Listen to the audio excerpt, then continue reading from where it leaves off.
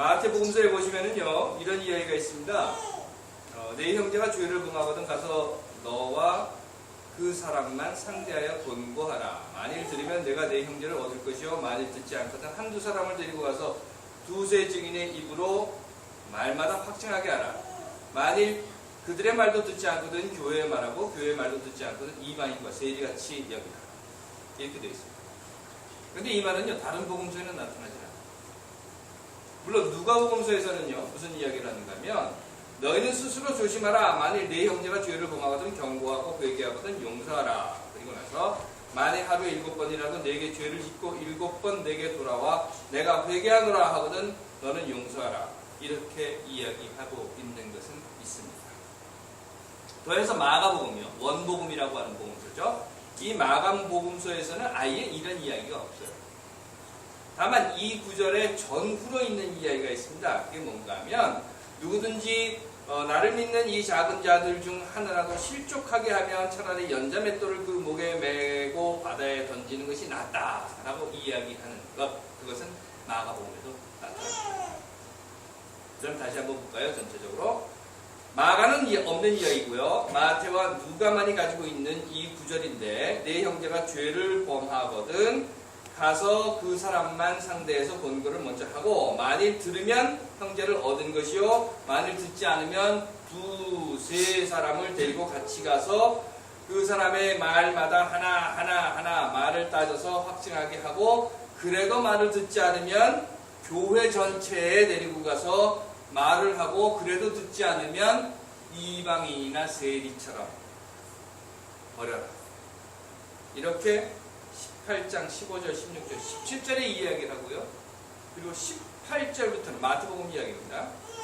슬쩍 엉뚱한 얘기가 끼어들어 있어요. 그건 뭔가 하면 진실로 너희에게 이르노니 무엇인지 너희가 땅에서 매면 하늘에서 매일 것이요 이렇게 이야기하고 마지막으로 18장 20절에서 두세 사람이 내 이름으로 모인 곳에는 나도 그들 중에 있겠다. 이런 이야기가 마태복음에 딱 들어있고요.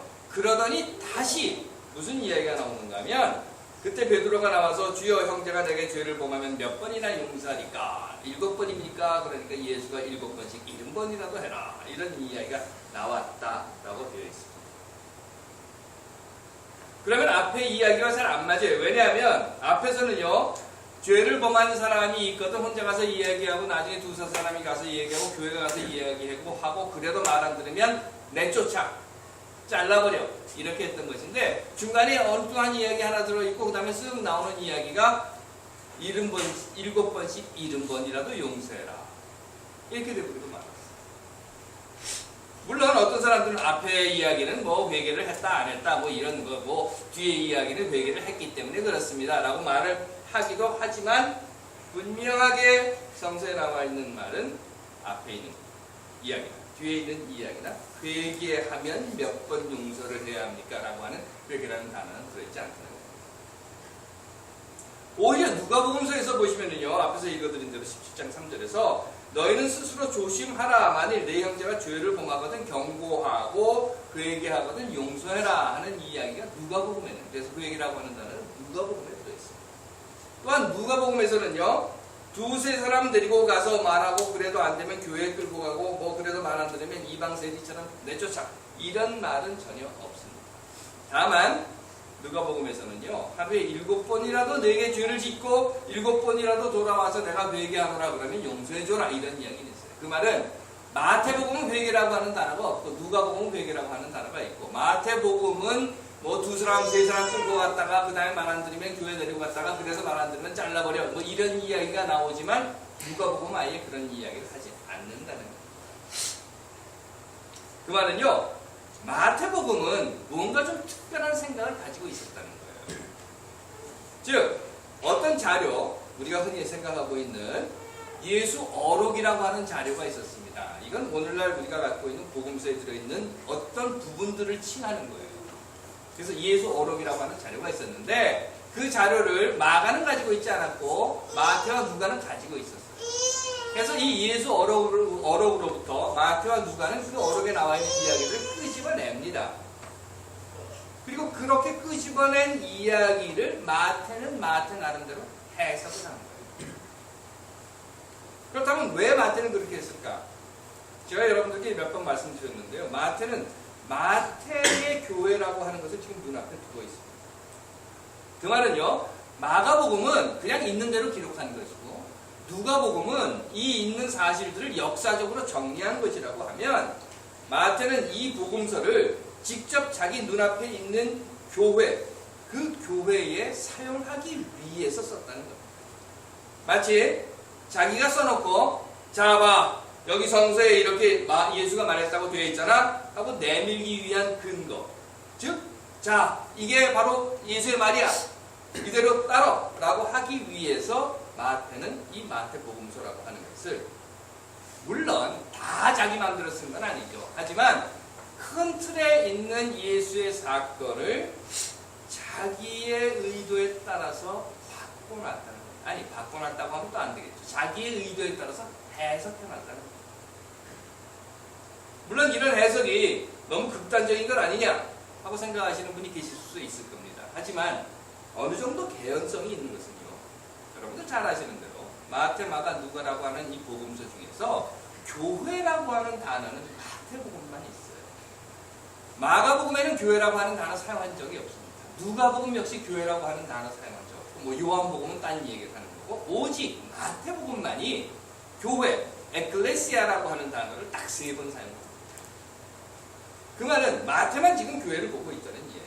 마태에게는 교회가 있다는 이야기예요. 해서 마태는 지금 이 성서가 마태가 보고 있는 이 교회 안에서 일어나는 모든 일들의 근거가 될 자료로 만들었고, 더더욱 마태 교회 내에서 문제가 발생했을 경우에 이것을 어떻게 해결할 것인가 하는 지침서, 짠짠짠짠 1번, 2번, 3번, 4번 이렇게 되어 있는 이 지침서로 삼기 위해서 해석한 부분들이 있다는 겁니다. 다시 보죠. 앞에서 읽어드린 그 내용입니다. A라는 사람이 B라는 사람에게 잘못을 했습니다. 그래서 B라는 사람이 A라는 사람에게 가서 이야기하는 거예요. 너 잘못했어. 그리고 질책을 합니다. 그 B의 말을 A가 듣고 그래 내가 잘못했어. 그러면 끝난 거예요. 하지만 이 A는요, B에게 내가 뭘 잘못했어? 나 잘못한 거 없어. 이랬다는 겁니다. 그러자 이제는 이 B가 어떻게 하는가 하면 2-3 사람을 데리고 A에게 간다는 거예요. 자, 여기에서 보면요, 우리가 좀 잘 생각해 봐야 될 게 있어요. A가 잘못했다고 이야기하고 있는 B입니다. 그런데 이 B가 2-3 사람을 데리고 갑니다. 그러면 이 2-3 사람은 누구 편이에요? 다 B 편인 거예요. 그러면 너 잘못했다라고 얘기해 줘야 되니까 B 편인 거란 말이죠. 그러면 자기 B 편 2-3 사람을 끌고 A에게 가는 거예요. 가서는 다 같이 우리 흔히 하는 말로 떼거리로 몰려들어서 A 보고 너 잘못했어, 너 잘못했어, 너 잘못했어 이러고 있는 거란 얘기죠. 물론 이 A라고 하는 사람이 떼거리로 몰려온 사람들에게 겁을 먹고 그래 내가 잘못했어 그러면 그냥 끝나버리는 거예요. 하지만 이 A도 자존심도 있고 자기가 잘못한 것이 없으면 이 1대4의 결투에서 당당하게 이렇게 말할 겁니다. 내가 뭐 잘못한 게 있어? 나 잘못한 거 없어. 이렇게 말해요. 그러면 이제는 어떻게 하라고 마태복음이 가르치는가 하면 아예 집단으로, 즉 그 조직으로 데리고 가라는 거예요. 그렇다면 그 조직은 누구 편입니까? A의 편이에요? B의 편의 조직인 거죠. 그래서 이 A라고 하는 한 사람을 B의 편이라고 하는 조직으로 끌고 가는 겁니다. 그리고 그 조직 앞에 세워놓는 거예요. 그리고 B 편의 조직 앞에서 A를 몰아붙이라는 겁니다. A 너 잘못했어! 물론 조직의 힘에 밀리면, 그리고 그 조직에서 어떻게든 살아남기 위해서 A가 그래 내가 잘못했어 이렇게 하면 그냥 끝납니다. 하지만 만약 A가 그 조직 앞에서도 아니야 내가 잘못한 게 뭐 있어 라고 나서면 이 조직은 A를 제명시켜버려요. 세리와 이방인처럼 생각하고 잘라버려라. 마치 홍위병 같은 거죠. 조직적 집단 앞에서 개인은 더 이상 반론을 내지 마라. 그런데 이 A라는 사람은 계속 굽히지 않았습니다. 그러니 어떻게 돼요? 아군 아니면 적군이라고 하는 논리에 따라서 너는 세리나 이방인이야 하고 내다버린다. 그런데요, 이 구절을 보시면 도대체 A가 뭘 잘못했는지 하는 말이 없어요. 그냥 A가 너한테 잘못했으냐 이런 거예요. 그리고 그 잘못이 누구의 판단에 의한 것인지도 나타나 있지 않아요. B의 판단에 A가 잘못한 것인지 아니면 A, B가 합의한 사항에서 A가 어긴 것인지 그것도 나와 있지 않습니다.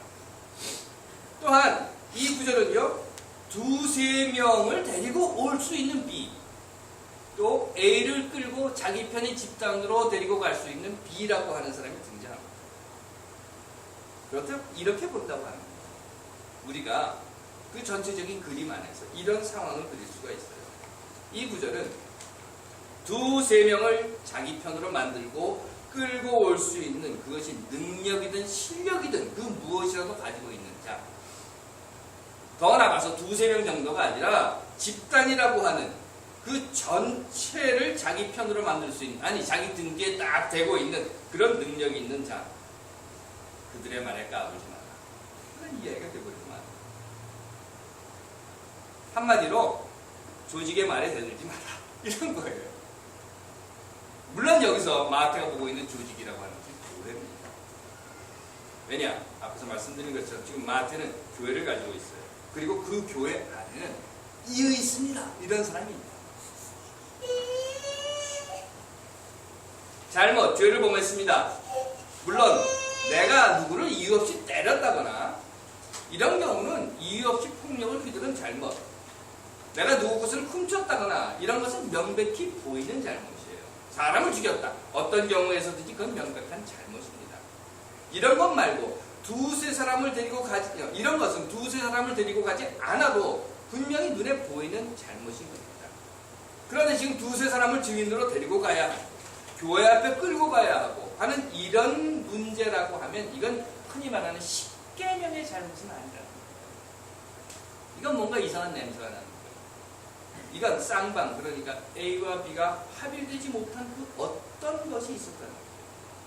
그리고 이 이야기는 다른 생각을 말한다고 하면 결국 그 안에서, 집단 안에서 누구도 판단하기 어려운 분쟁에 있어서 누가 더 큰 힘을 가지고 있느냐에 따라 끌고 와 라고 하는 것, 그런 것에 대해서 마태는 교회라는 권력의 힘을 빌려서 잘라버려라, 이렇게 그의 복음서에서 해석을 한 것은 아닌가 생각을 합니다. 남과 북이 분단이 되었죠. 원인이요? 뭐 길게 이 얘기를 해봐야 여러분들 이미 다 아시는 내용입니다. 그리고 어떻게 했습니까? 너 북 잘못했어. 북은 아니 난 잘못한 거 없어. 그래? 야 미국과 일본과 같이 가서 너 북 잘못했어. 북은 뭐라고 합니까? 둘 셋 덤벼. 그래도 난 잘못한 거 없어. 그리고 나면 그 다음에 어떻게 하죠? 유엔을 몽땅 통틀어 끌고 가서 북 너 잘못했어. 그래도 말을 안 들으면 잘라버. 6.15는 통일하자는 겁니다. 누가 잘못했는가? 힘으로 밀어붙여서 너 잘못했다, 너 잘못했다, 너 잘못했다, 너 잘못했다, 이것이 아니라 통일하자는 이야기입니다. 여러분들이 다 알고 계시는 역사처럼 잘못은 남과 북이 다 있습니다. 남은 백옥같이 하얗고 북은 뭡니까? 숫덩이처럼, 아니 숫덩이가 아니고 뭐가 빨갛죠? 빨갛다, 이런 논리는 결코 아닌 것입니다. 아니 그것이 아니라는 걸 우리는 다 압니다. 다른 체제, 다른 생각입니다. 그럼에도 한민족입니다. 그래서 통일하자는 것입니다. 내 힘으로 밀어붙이는 것이 아니라, 그래서 너 잘못됐다 이것이 아니라 통일해서 하나 되게 하자, 그것이 바로 6.15입니다. 우리를 한번 돌아봅시다. 사실은 우리는 이런 유혹에 굉장히 많이 빠집니다. 그래서 다른 것을 인정하기보다는 내 가진 능력으로, 내 힘으로 다른 이들, 그래서 나보다 힘이 없고 약하고 고립되어서 어디에 등 기댈 수 없는 자들에게 너 잘못했어 라고 손가락질을 합니다. 하고 또 너 잘못했어 라고 하는 그 유혹을 우리는 갖고 삽니다. 하지만 여러분 그건 아니죠. 나처럼 두세 사람을 떼거리로 몰고 올 수 없는 이들, 나처럼 등 뒤에 큰 집단을 버티고 기댈 만한 조직을 가지고 있지 못한 이들, 나는 지금 그들에게 어떻게 행동하고 있는지, 그들을 어떻게 대하고 있는지 돌아봐야 할 때가 바로 지금이라고 생각합니다.